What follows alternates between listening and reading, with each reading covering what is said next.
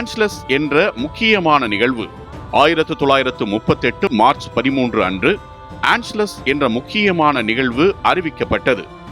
இந்த நிகழ்வில் நாசி Germany Austria நாட்டை தனது கட்டுப்பாட்டுக்குள் இணைத்துக் கொண்டது.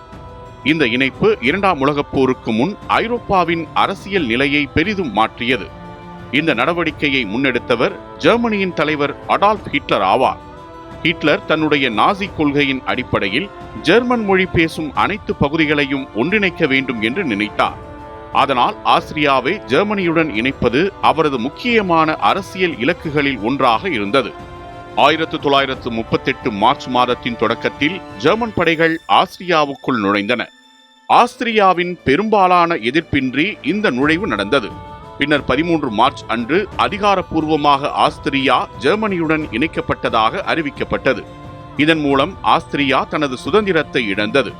இந்த நிகழ்வை தொடர்ந்து நாசி ஆட்சி ஆஸ்திரியாவில் பல மாற்றங்களை ஏற்படுத்தியது. யூதர்கள் மற்றும் நாசி ஆட்சிக்கு எதிரானவர்கள் பல்வேறு துன்புறுத்தல்களுக்கு உள்ளாகினர். இந்த நடவடிக்கைகள் பின்னர் இரண்டாம் உலகப் போர் தொடங்குவதற்கான முக்கியமான முன்னோட்டமாக கருதப்படுகிறது.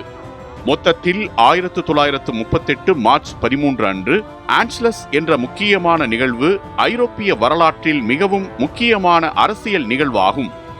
இது நாசி ஜெர்மனியின் விரிவாக்க கொள்கையை வெளிப்படுத்தியது மற்றும் உலக அரசியலில் பெரிய பதற்றத்தை ஏற்படுத்தி இரண்டாம் உலகப் போருக்கான பாதையை உருவாக்கியது.